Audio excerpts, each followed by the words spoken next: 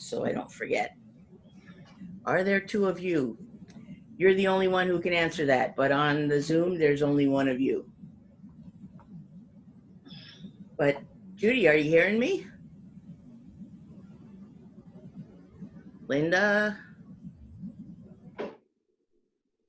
So Daria said, okay, Linda, you can hear me. Darius can hear me. Hey, Dunya, Lynn can hear me. Can you hear me? Kim, you hear me? Hand up, okay. Raising your hand. Okay, so I'm gonna lower your hand. I think I'm gonna lower your hand. No. I thought I was in control. Apparently I'm not. Okay. Great. I'm gonna, give it a few minutes because I think a lot of people were waiting for today. Lynn, your image is frozen, so I'm not sure what that means other than I don't see you moving. I guess I'm back. I think I'm back. Hopefully that's not going to keep happening. If it does, just you carry on without me and I'll be back. So yeah. Lynn, if there are devices in the house that are online that we could turn offline, that would maybe be helpful. So I just phone on. My phone. If the signal feels weak, yeah, I can just come there. Right. Okay, but maybe you could turn your put your phone on airplane mode so it's not using any of the internet juice. So you guys can't hear me, right? Hear you. You can hear me? I can hear you. I can't hear anything. You can't hear anything. My connection is unstable. It's not muted on my side. That's weird. Is your volume up?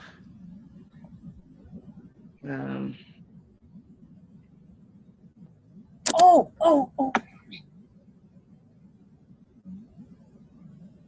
It's always good when you figure shit out. Maybe if I turn on my speakers. Well, yeah. Okay, you couldn't hear me ask you if your volume was up because your volume wasn't up. Oh, I've got separate speakers. Right. Okay. That I plug into my.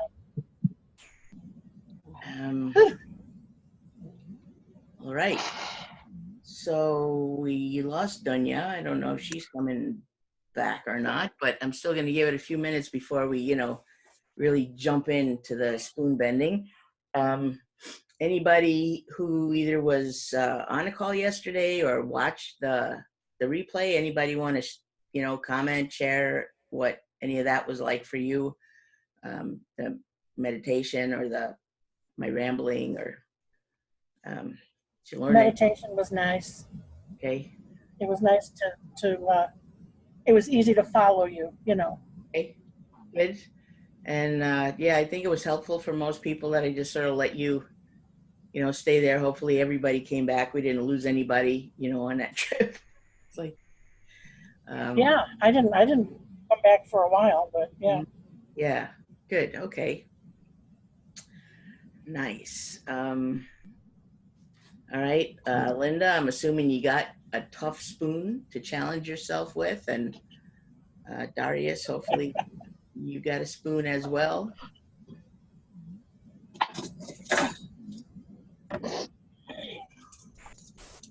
Yes, it's a really challenging spoon, I tell you.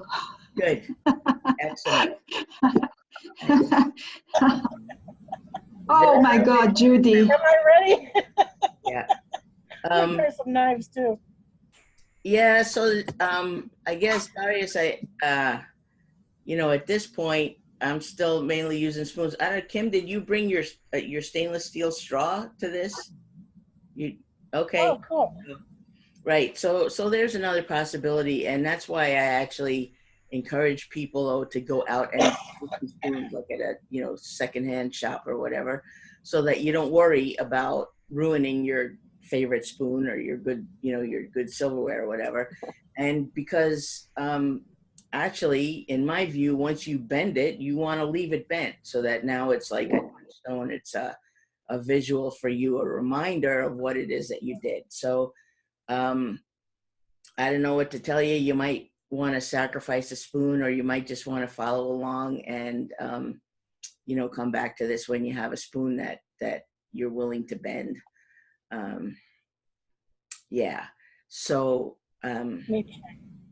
I went to the thrift store to get some spoons, and I found, I just saw a bunch of spoons and grabbed them. Good. And I thought, oh, good, there's some iced tea spoons. So the lady looks at them. She wanted to charge me $2 a piece for the stainless steel. Just, oh, those are silver. It's like, oh my God, no, you can have them. Yeah. She goes, oh, okay. Yeah, I think I paid, like 50 cents a spoon or something at, Goodwill or. Yeah, that's my top dollar. Yeah. Yeah, and so I will like stand in the aisle at Goodwill, and they have this whole bin full of silverware, and I just, with every spoon I'll pick it up and just see if I can bend it, and then if I start to bend it, I, try to, straighten it out and leave it the way I found it. But I always thought you were gonna go. I thought you were gonna say you go through there and you bend all their spoons. Yeah, no, that just end up bending every spoon exactly. And when I first really got into doing this, and I was teaching people, so I was bending several spoons a week at least. Every time I was in a restaurant, I was sort of like eyeing the spoon, wanting to like check it out and try it, and I had to kind of hold myself back. Oh, that's funny. And people were threatening not to let me, not to invite me over for dinner or anything at their house. But I try to bend respectfully. Hasn't always been the case. I have taken a liberty or two, but in general, bend responsibly and make sure that you have permission, if it's not your spoon. So, all right, it's, yeah. In your pre-video, you showed that basically you can bend the spoon in 3 places. You can in the middle where it's the finest, and then you can the part where the large part, and then the back part. So even if you have a smooth spoon, the hard, the part, the end parts will always be impossible, right? Well, impossible in the sense of impossible with muscular force. Yeah. And absolutely. Did you ever spend the large part where you the one where you have your finger now? You're holding bowl. The spoon where you have the ball, yeah. I haven't. I have tried on a number of occasions, and have not achieved that yet. It's it's another level, right, of being able to manipulate the matter. And I will admit that I have my own mental block still of thinking, oh, that's going to be really hard. And whenever we're thinking that, right, it's like we've been talking the other days about, it's going to be really hard. Yeah, exactly. So consequently have not done that yet. And also, I think maybe you were asking, but other people, have talked about it other times. I have not, haven't tried very much, and partly because, again, another, block of thinking it's so hard to be able to just, sort of tell the spoon or invite the spoon to bend on its own, to just, to be able to hold it and have it deform. Yeah. I know people who have done it. I know people have seen other people do it. I know it's possible. I know it's real. And I have not gone there yet. And I think it's like, that's my next challenge, is to figure out how I can get to that place and then start teaching that. One thing that I like about, physically, bending it physically, but knowing that something's happening, because you can't only bend it with your muscular strength, is that it is pretty accessible. And, 8 or 9 out of 10 people in any given time can do it. And I want people to have that experience, right? Rather than have this experience of frustration and feeling like there's a task Yeah, you're right. to do, right? I want people to feel like, oh, wow, look what I did that I couldn't do a moment ago. And, you know, we do try to keep expanding and growing. So I need to, you know, keep on that as well. And let's, uh-oh, it is recording. Okay. I don't know. I'm going to challenge myself. What is it? It's October. Wow. It feels kind of nervous making, but I'm going to say, how about by the end of the year, I will have figured out how to make it do something, you know? Ooh. I have a question. Oh, Yeah. I've been waiting for this occasion to Yes. see if this works. Yeah. I didn't go try, as soon as I thought of this, I didn't go run and try to bend a spoon. Okay. But I'm wondering if this is the same, like, zone you're in. Like, I keep thinking back on other times that I've really done something that blew my own socks off, you know. It's like, how did I do that, you know? Yeah. Like, just things in my life. You know, one of my favorite things is a million years ago when I played softball. And when I got in the zone, the whole team counted on me. They put me batting fourth to knock in everybody that's on base. Mm-hmm. So I knew I had to focus. Right. And like when I saw the ball coming, I knew when it was still out there if I was going to hit it and where it needed to be hit. Yeah. And I didn't even do anything with my hands or my arm. I didn't aim. I didn't do nothing. It just went to that place on the ball, and Yeah. I'd get a home run. Is that the same? Is that what we're doing here? I think so. I think that's, you know, if you can tap into that, that's awesome. Because Okay. yeah, I mean, it's sort of outside of your you know, your cognitive, your ego, personality kind of state or mind, right? Yeah. And you're bringing in your energetics and you're knowing, right? And same, like Yeah. I've been saying, that we know so much more. So you already knew how that ball was coming to you. You already knew where it needed to be hit and how it needed to be hit. And if you get your mind thinking about it, you're just going to screw yourself up most of the time, right? So Yeah, same well, thing, that's what I'm trying to. right? Yeah. Yeah, and for a lot of people with the spoon bending, when it bends is like that moment that they really take their mind off of it. You know, Yeah. I tend to Yeah. Okay. talk a lot while I'm teaching this, partly, you know, to keep your mind occupied while your hands and your energy are kind of busy doing something else. So yeah, I think that's very much that state. And you know, the sort of heroic things, you know, that you may have read about where like a mom picks up a car, you know, because they ran over her kid or whatever, you know, it's the same sort of thing, that you're so in your emotion and so out of your judgmental critical thinking, you know, that you're not even wondering whether you or not you can do it. It's just, here's something that needs to be done, and do it, you know.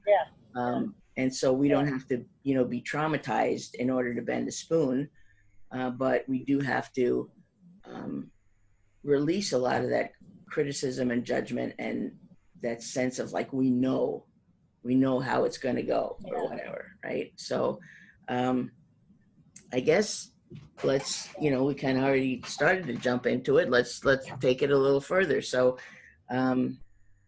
at this point, I invite you all to, you know, be holding your spoon if you're not already, or your straw or whatever it is that you've got there. And just, you know, to be feeling it, to start imagining what might it feel like if it did bend? What would it feel like in your hands? What would it feel like, you know, I mean, we don't know yet what it's going to feel like, but what might that experience feel like?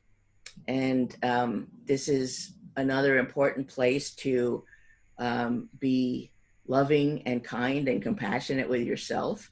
One of the first things that happens for people a lot when you know, step into doing something like this, that, you know, is out of your comfort zone, you don't know if you're going to be able to do it, and here we are, you know, on or off camera in this group together, you know, it's a prime place to be judgmental and, you know, be telling ourselves whatever stories we tend to tell about, you know, how we can't do it, or, you know, you can do it because you meditate every day, but I can't do it because, you know, I eat meat, or, you know, whatever it is, whatever our things about, you know, the like right kind of people and the wrong kind of people, or, you know, um, you, excuse me. Yeah. So she's been like super affectionate today. I guess we're going to be seeing more of her tail and head. Anyway, so so you may notice, you know, in the same way when you sit down to meditate, you know, and suddenly you start hearing all the stuff that you're saying is, you know, you didn't even realize how loud it was in there. When you sit down to do something like this, you're going to hear, chances are, the kind of things that you say to yourself when you are facing something that you feel like is going to be too hard, you know, which unfortunately are usually negative things rather than, hey, you've got this, or, you know, think about all the challenges that you have overcome before, or how, you know, such and such you thought was going to be so hard and it was a breeze. We don't tend to say those things to ourselves. And so rather than get into a debate with ourselves about that, at least for the spoon bending, I recommend just trying to sort of push that off to the side. You know, you can recognize your ego, your judgmental mind, your, you know, all those thoughts, and say, okay, you know, like I hear you, but for now, we're gonna, you know, you wait over there because we're doing something else here. And to allow yourself an opportunity to explore and to wonder. You know, we don't have to know. All right, there you go. Oh, this one isn't strong enough. Okay. Okay. Well, so, you know, like on the video, you know, if it feels too easy to bend, then bend it and then see about like twisting it more. So you do something that you can't do, and you will feel that point where, yeah, you're using force, definitely, but you also feel that the spoon is kind of giving. A lot of people say that, okay, in that moment, they actually feel like, some people say that they feel like the spoon wants to bend, or that the spoon is ready to bend, that there's some sense of like you're actually collaborating with the energy and the matter in the spoon, between the energy that you are and the energy that the spoon is. And so as I'm talking and you're holding the spoon, every now and then, you know, kind of check it, give it a feel. And most of the time it's going to feel the same as it felt before. It's like, okay, it's a spoon and it's tough and I can't just easily bend it. But as we sort of go along and you are allowing for a new experience and you're just wondering what it might be like. Hello, sorry about that. Here we are. Trying a different network. We'll see if that works better.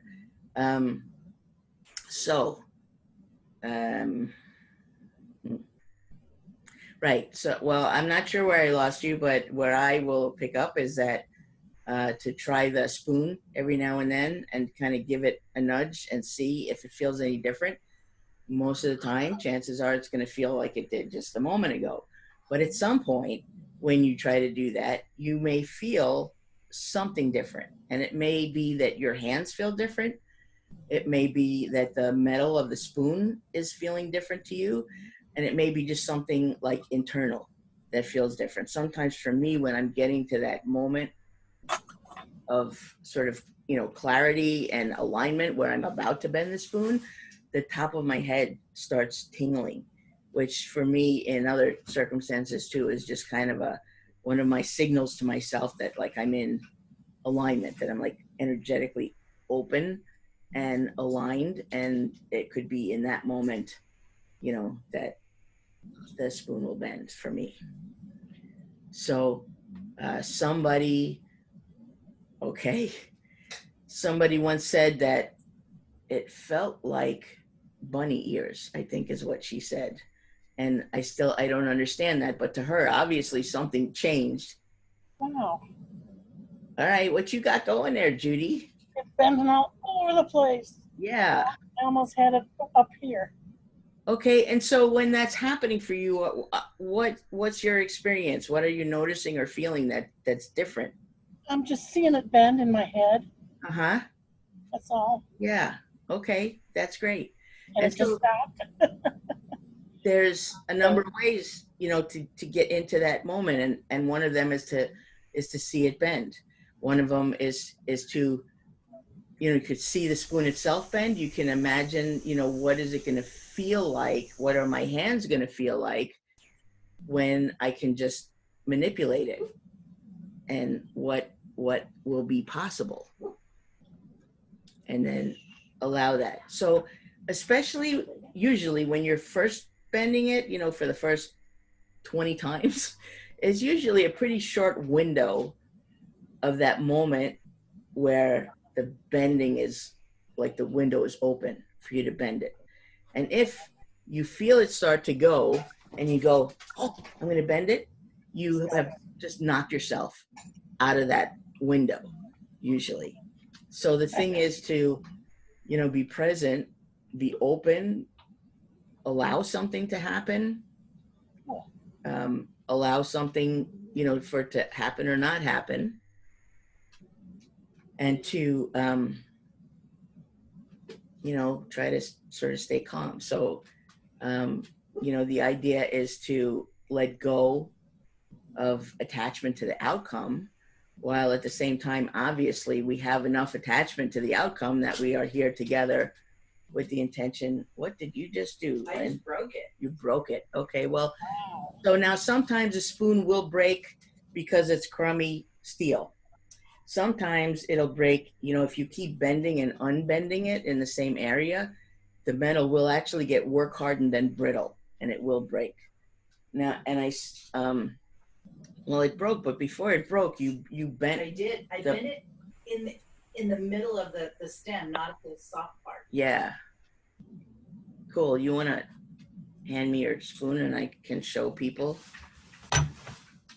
I'm sorry, making you get up. It's okay. Okay. All right. That was a hard one. Yeah. So first, Lynn got the bend there, in the neck of the spoon, and then it just plain cracked off. And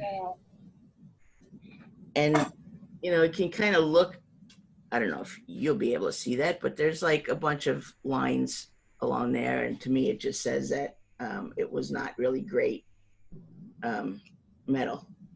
I must have cheap spoons then too.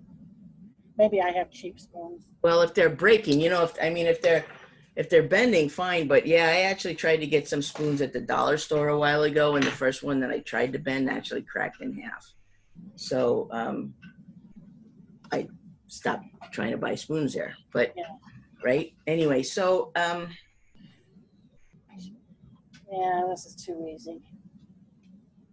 So see if you can, twist it, or like a sardine can, kind of do, right? And so when I first started bending spoons, I was able to get the, this kind of bend, right? And then in my head, that was as far as I could go, because the rest of it was, just too hard because it was thicker and whatever. And as I was telling myself that and thinking, well, why, that's my own limiting belief. Why am I telling myself that? And then I managed next to bend, this thicker, wider part there. And then one day I found somebody on a YouTube video, and what she did was she just picked up a spoon and she was sort of like rubbing it and bending it. And then she just, I'm not going to be able to do it. Now, there's not a good thing to say to yourself.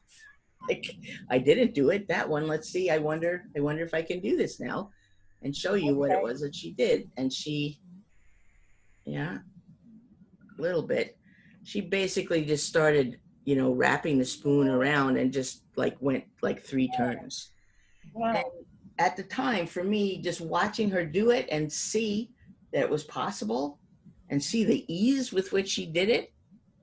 Normally we're in a situation like that in life, and we, we're like immediately like envious or jealous, or a friend of mine coined the term recently, comparanoia, because we compare ourselves, and deem ourselves falling short compared to whatever, but instead, when I saw her do that, I was like, wow, that's possible.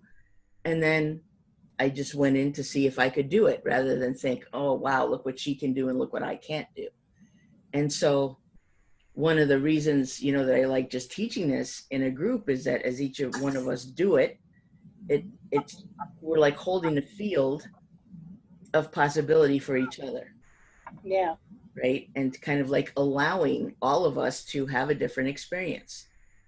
So for some people, what allows you into that space could be meditating, it could be sitting quietly and just visualizing something, and it could be that in a group in the moment setting is not the way that it's going to work for you. For somebody else, the more I talk, and then the more you start to sort of zone me out, and you're zoning me out, and you're zoning the spoon out, and before you know it, the spoon is bent even more than it had before. And Wow, got that's amazing. That's amazing. Really amazing. I love it. Right. And so, I mean, I don't know if you could see, but definitely I'm using my muscles, right? But clearly to me, my muscles alone, I can't do that. Right. No. So something is shifting. And the spoon the metal's a little bit warm here from being forced, right, into this. And I know people who, and I guess I've had moments sometimes where it almost feels like putty, where yes, I'm still using my arms, I'm still using force, but so much less force than you would expect. And really getting into this, I mean, I don't really know what does it, whether it's the visualization or, sometimes I will like talk to my spoon and say, hey, I'm energy, your energy, we're, doing this thing together, and what else is possible? What can we do? Yeah. And I'm like requesting cooperation and collaboration with the spoon. Kind of like a Schrodinger's cat type of thing. Yeah. Right. Is it bent or is it not bent? Or, right. And the idea that everything is energy, and that energy, there's some awareness in energy. There's like, consciousness in all of our cells, and there's some, I don't know what to say. I know that it's possible, and I know that it works. And, it can take some time to figure out how to get out of your own way, but that really is what's necessary. It's not that like you'd like need a special skill. Special skill is to get out of your way. And, and I mean, however old you are, you've been being taught all this time about matter and things, and metal is, tough and stiff and solid. And, so there's this level where you have to suspend all of that learning or knowing or belief and allow something else to happen, and there's a level where you've got to be okay with that. I mean, what is it going to mean to you in your life if all of a sudden what you thought was like a given is not a given? What if something else entirely different is possible? And all the things that we've been talking about in the last couple of days, are like in that same sort of vein. The difference is, and why I teach spoon bending, is because those things are usually really hard to track and to see the results of. Although, Linda, you had a great example yesterday of walking around, singing happy, loving things to, your environment, and seeing a difference right away. Often those things are not as easily, followed. Like, I do this, I be this, something else happens. Whereas with the spoon, in that sense, it is kind of very linear, and you can see it. And then from there, like, I extrapolate that if I can do this, and how tough that seems to be, and yet how easily it can happen, then the same thing when I'm setting intentions and shifting my vibration or my concentration or my awareness to something else, it's like I can trust that something's going on, whether I can see it or not. So anybody else want to say what's going on? Yeah. It Yeah. works for me when I close my eyes and it's like just kind of let it go blank. Okay. Just like see gray, not think about anything, not think about the spoon, not think about whether I can or whether I can't. Just Okay. Can you Not folks blank hear what if. Lynn, or should I repeat that? That it for her Oh, it that's works. What's that? She lets her mind just kind of go blank gray, and that's when she is able to bend the spoon, right? So Ju, you were saying that you see it done, and Well, I Lynn just did, basically, right? And Lynn is saying, like, I see nothing. I just open canvas, and then it Allow it to happens, bend. allowing it, right? That's one of the good things about having a group like this, where we all experience things differently, but we're all experiencing kind of the same thing, but just Yeah. from our own perspective and our own, with our own gifts. And Yeah. but just so we know that, no, I'm not crazy. I did bend it, you know. Mhm. You know. Right. And so even most of the time, for people who don't manage to bend their spoon in that moment, or maybe even ever, I've had people who, you know, even like tried for weeks to bend their spoon, and eventually some did, maybe some still didn't. I haven't heard back from everybody. But what I did hear from most people is that there was an experience, there was something going on that they felt. You know, we're like, okay, I felt like it was almost going to go, or I felt in my mind that it was already bent, but I didn't bend it with my hands or something. And so there's still some new understanding, some new experience happening. And again, to be able to take that, you know, and use that elsewhere in your life also, right? So to be able to see, you know, for Lynn, when she allows herself to just go blank, something that wasn't possible is now possible. So Got my knife. nice. Can you get a little closer to the camera so we can? I got a Wow. knife. I Awesome. wasn't Yep. able to do it until now. Yep. I Hang mean, on. I'm working on it. Oh, whoop. sorry, I want to see the knife. Yeah. It was easy to bend right here. Hmm. So I kind of scooted down a little bit and just, butter. It Wow. just bent like butter. Wow. Nicely done. I have tried a number of knives and I have not bent one yet. So I'm gonna good get on you for great. the handle now. Yeah. You know, and I've heard, I don't know if you're familiar with Joe Vitale. You know, he's been talking metaphysics and stuff for years. And I heard or read somewhere that he bent a bolt, you know, and I have not tried a bolt yet. I keep thinking I'm going to try to bend some rebar, and I haven't, right? Haven't challenged myself yet. You know, I mean, I'm pretty happy with doing the kind of impossible. Yeah. I'm not yet graduated to what I really think is impossible. Rebar's a little thicker. Yeah. You know, and yet, I mean, the idea is Hey, bend it. bending because something is shifting. Something is happening, right? Not because I suddenly got stronger and so I just need to be strong enough to bend rebar.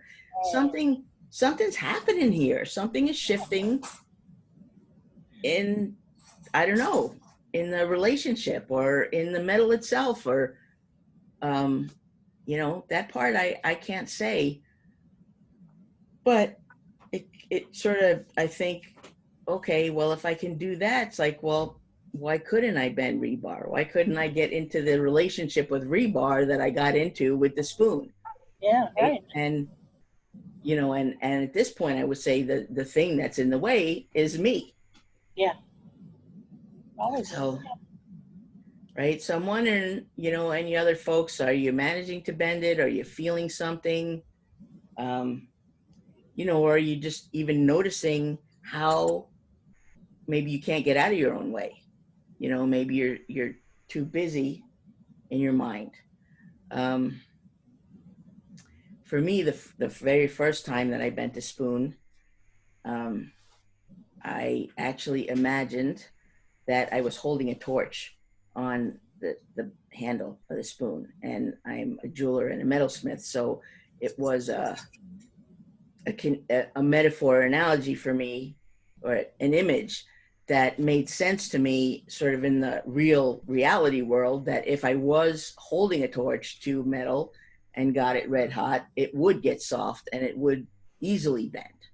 So I pretended that that is what was happening to the spoon, and that's when I bent it, when it sort of, in my mind, reached that kind of red hot point that, you know, if I was really holding a torch, that it would have bent. And so that was my access point, you know, or like I talked about, I think it was yesterday, how all of these different tools and methods are permission slips for us, right? So that image in that moment was my permission slip. It was my way that made some sense enough to me that I was able to access that ability. Right? It's like a placebo. It's like a placebo. Sure, right? And you know, the thing is, placebos work, you know, and people want to say like, well, it's not real because it's a placebo. And I want to say, well, no, look how great it is. You didn't even do anything and it worked. So let's use more of that, you know? Yeah. Why not? What a handy placebo to be able to, you know. Whatever we can believe in. Whatever we can believe in, yeah. Yeah, definitely. You know, and like it could be, you know, I was just thinking about the example of, you know, the mom lifting the car, right? Well, let's see, you know, you needed to lift something else. And I thought, well, what if I imagined, you know, a jack, that I was actually jacking something up and then I was having, you know, help with that. And how would that change my experience? Right. And it's, you know, what was just occurring to me is that when we do something like that, it's a placebo, it's permission. It allows us to bring more of what we really have and what we're really capable of, but we don't know that we're capable of, or told that we weren't capable of, you know, to bring that to it from within ourselves. And it also allows us to, what are you doing there, woman? You got like zigzags. And Judy. Oh, got, that's just that one spoon. okay. Oh, just, you know, blah, blah, blah. Yeah, okay. I'm gonna bend the top part in a minute. Okay. In a minute. Yeah, Kim, how you doing with your straw there? Okay. Okay, was it bent like that before? Because it was yeah, okay. You know, I can't help but think, well, yeah, you did pick something kind of tough there, you know, because it's hollow and, you know, and that's my thing, right? I'm, you know, like, well, why would that be any harder? But actually, I mean, just on the physical plane, it is harder to bend something that's hollow and very tough than it is to bend something that's flat. Yeah. So, you know, it's like I didn't start us out on rebar for a reason, you know. Actually, yeah. I was teaching this, you know, in a live in-person group, and there was this one woman who just was trying so hard, and I looked at her spoon, and I don't think I have anything, you know, as tough, but she had this like ladle, you know, that was like so thick and so tough, and I was like, cut yourself some slack here, you know. And I you know, I showed her like the group of spoons that I have, and I was like, I just grabbed one. I was like, here, you know, clearly you can't bend it, and it's not, you know, it's not like the rebar of soup spoons. Right. And then she was able to bend it, right? I mean, because there is a progression. We're trying to suspend our belief, or suspend disbelief, suspend our judgment. And I think that it is less unbelievable to think that we could bend something like this than to just, you know, step up and think that you're going to bend, you know, rebar or a butcher knife, or, you know, which I don't recommend because you could get hurt. Baby steps. Yeah, baby steps, Lynn says. And, you know, and it's true. I mean, at this point, we're learning. We're learning about ourselves. We're learning about how we respond, even when we're trying to do something and it doesn't work. So, so Kim, it has not bent at this point. Are you having any kind of experience, any sort of shift of awareness, or? I don't know. I noticed that I'm trying to hold it fairly lightly because it actually hurts my wrist to hold it. Uh-huh. Right. Like it actually hurts. So I'm just kind of thinking about it, and it's like turning into liquid kind of, or melting. Yeah. Okay. And I mean, I don't know. That's the best I can do. If I have to force this into bending, that's not really what I'm going for. Well, So, sure. so if it wants to bend, I'm going to let it bend. I'm kind of looking at the light gleaming. There's kind of like a light. Yeah. I'm kind of in my mind looking at this light bending. Does Yeah. that make sense? Yeah. But I don't Definitely. know. We'll see.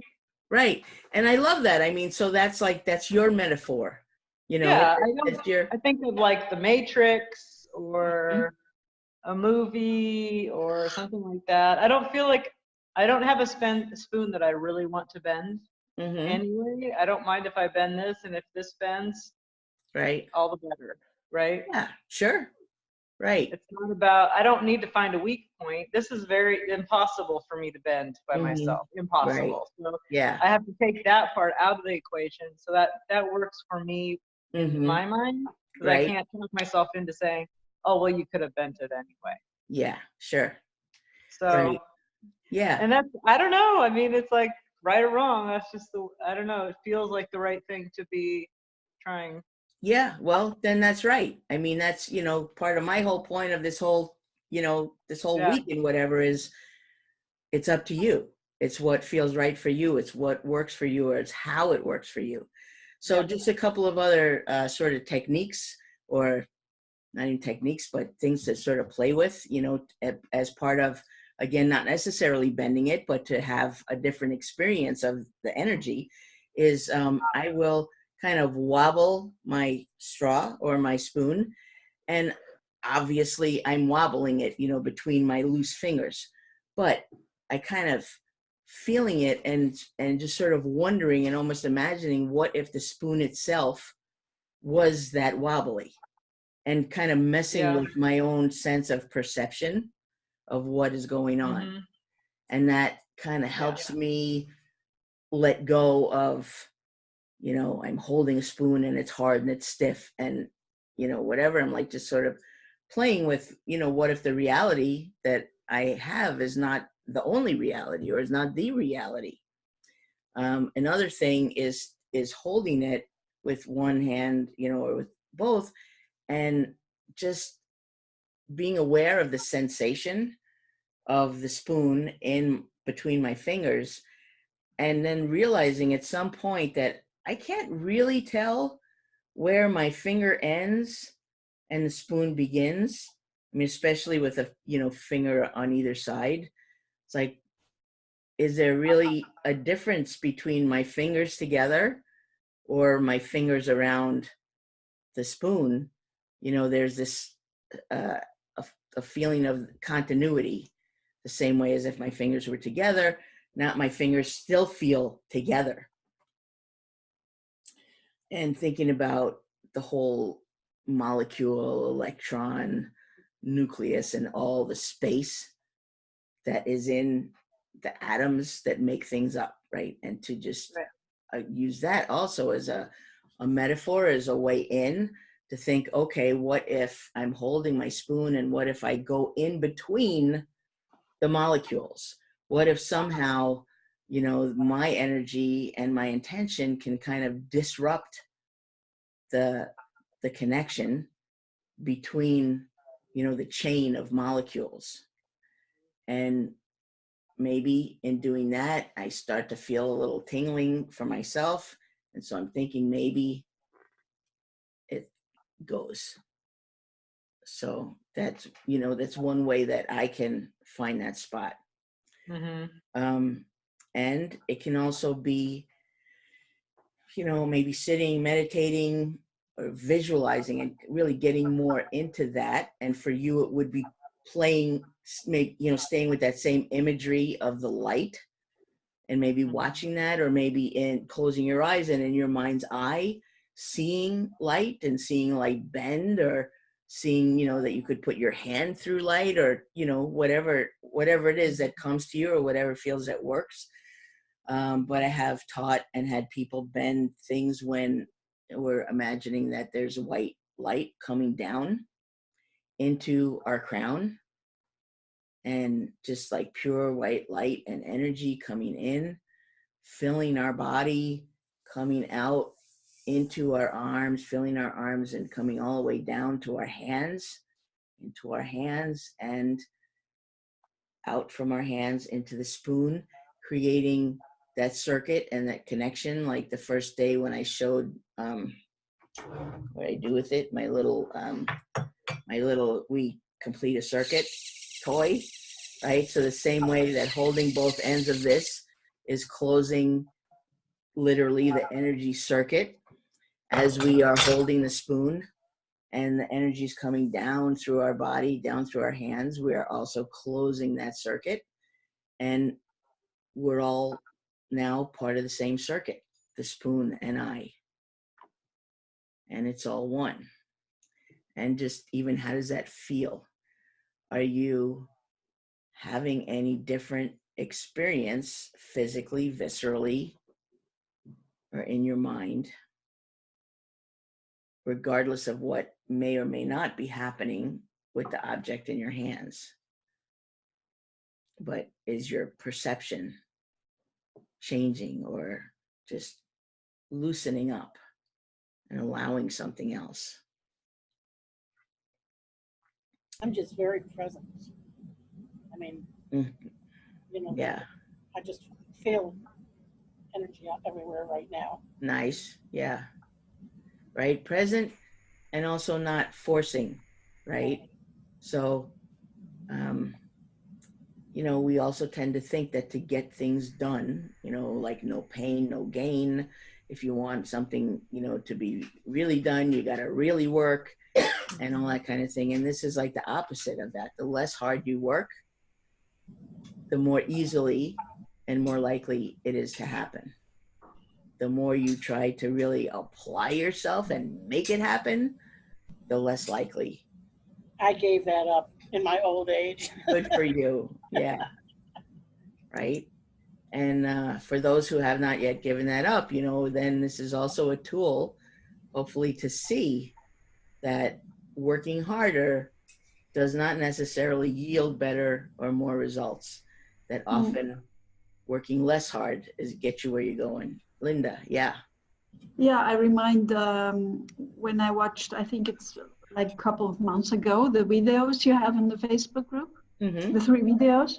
Yeah. And I watched it with my spoon, and in a moment I wanted to raise the volume, and I took the spoon after I raised the volume, and it's bent.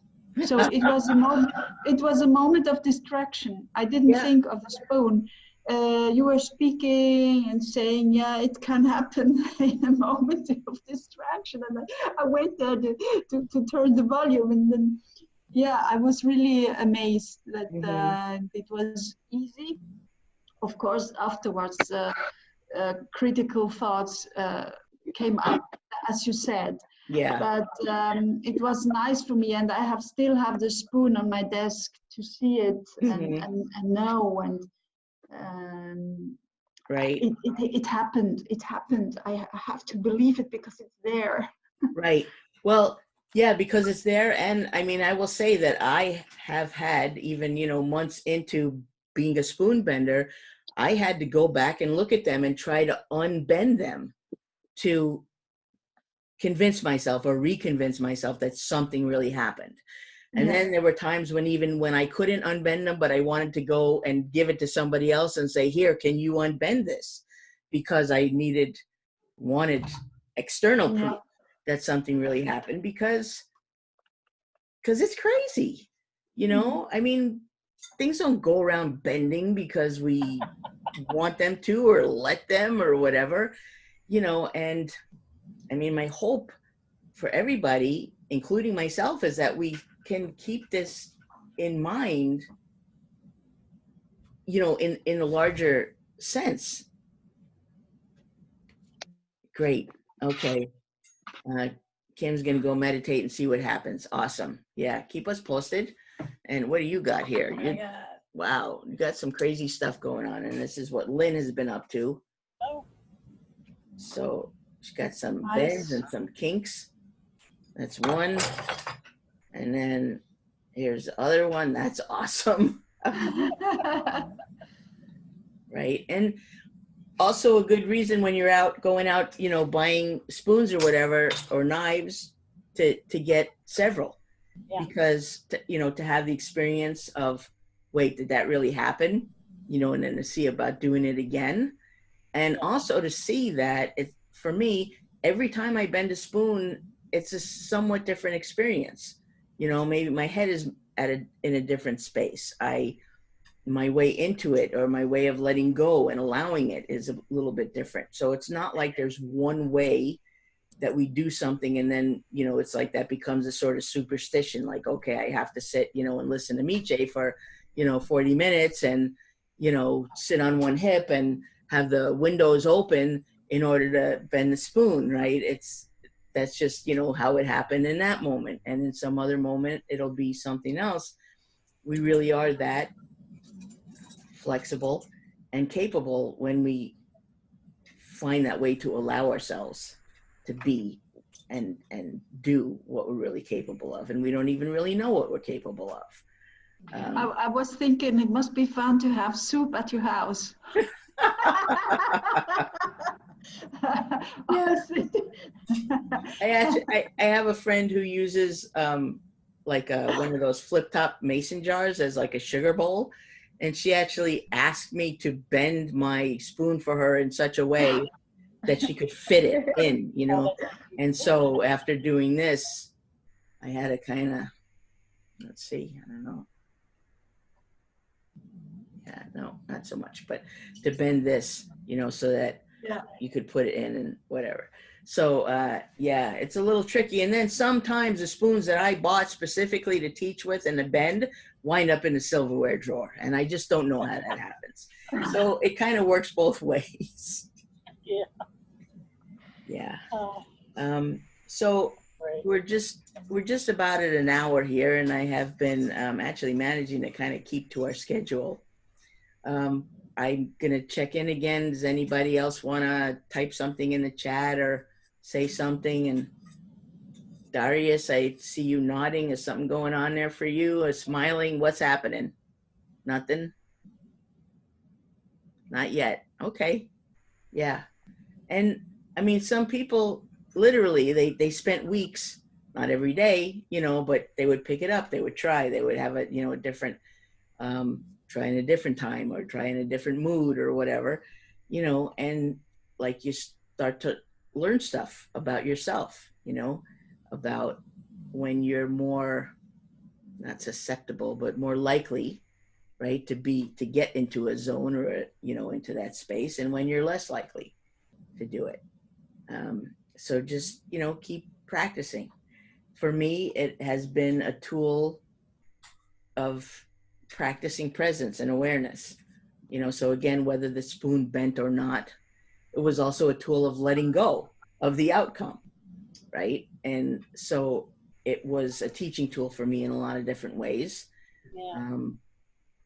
Before, during, after, and if the spoon didn't bend at all, you know. I think one question that is important for me is, who would I be if I was able to really bend a spoon that is not possible in the physical kind of world? Who would I be? And can I be this person now? And I think that's like, I think that's a bit the block or this thing I have to overcome to see, to accept this new paradigm, kind of. Yeah. I mean, it challenges us, right? It challenges what we know and what we believe and how we walk around in the world, right? I mean, what if, you know, if I really seriously took this to heart. And then what if the next time I put my foot down in front of me, what if the floor wasn't as hard Yeah, as I thought it was gonna, Exactly. That's what I was thinking. Wait a minute. If I can bend this, what does that mean? right? What does that mean? And Yeah. And what if it bends when I don't mean it to? I actually, I have a friend who said that she has never intentionally bent a spoon, but she would like hold a key. Keys would bend. I've heard of other people that just, without meaning to at all, things bend. I don't know why that's going on for them either, but I bet they kind of see their world a little bit differently than I do. That's cool. yeah, and I feel like it's like a bit of a question of safety. I mean, if I'm in a cable car, I don't want to bend it. I don't want to. Right. Yeah. So, I think the good news is that we still can trust that, Yeah. right? Actually, one of my teachers talks about, when we try to either visualize or create some change like this, that everything in our lives or beliefs or whatever have a level of like tenacity. There were three things. I can't remember the other two right now. I'm going to have to go look it up. But the idea that the more people in the longer period of time that people have been like buying into this is how it is, that the thing itself has a certain level of tenacity to it, right? How many centuries, I don't even know, have people been having spoons, and spoons have not been bending on people, so that it's got this sort of a field of its own, strength and stability, right? Rocks are pretty tenacious because they've been, for millennia, they have just been rocks. So, the idea that perhaps it's harder to look at a rock and have it, combust or, decompress or whatever, than it would be to maybe look at a piece of paper and have it combust. I haven't tried either one.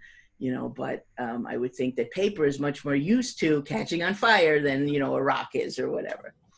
So I'm saying this because I'm thinking pretty much you can be certain that your cable is going to hold you up, because everybody's assuming that it will. And that's how they were, meant to be. So, and I bet there's nobody else, on the cable car with you who's thinking, gee, I wonder what would happen, if suddenly the cable slumped. I think you're safe, Yeah, right? yeah. And shouldn't do it either. Yeah. Right. So, it's all something, to play with and to think about, and, what does that call to mind, and how else can the world show up for you? What else can you perceive? What else can we notice that we weren't noticing before because we didn't even know we could notice it? Yeah, And right. so I like your question, like, who would I be? And then, there's a lot of questions that are just helpful to not have the answer to, right? You don't necessarily have to then like list out who would I be, but just even asking the question can sort of bring that forth. And to just ask the question, what else is possible? What else could I notice about this situation that I'm not noticing? And then just be present and allow something, to show up. Kind of like, in the meditation that we did, where, we were kind of all the way out there and receiving and doing and this and that. And then I was like, okay, just be, and just see if someone shows up to offer you something, and where you are not consciously trying to make that happen or decide what that is. And to allow, I don't know, whether it's, grace, whether it's your own unconscious, wherever it's coming from, there's something beyond our own everyday understanding or assumptions, and to allow that to come in. And in the allowing, then things that are not on our list of possibilities can show up. Yeah. Very good. Yeah. Yeah. Thank you. Thank you, everybody, for joining me, for playing with this with me, and, let me know how things go, ask questions, and, if you feel like you need a a personal kind of boost. You know, we can get on a call or a Zoom together for a little bit, and you know, I'll see if I can help you over what might be stumping you. So let me know, and I'll see you in the Spoonbenders Cafe, and I will see you all tomorrow. All right. Thank you very much. It was very fun. Thank you. Good. Thank you. Thanks. Take care.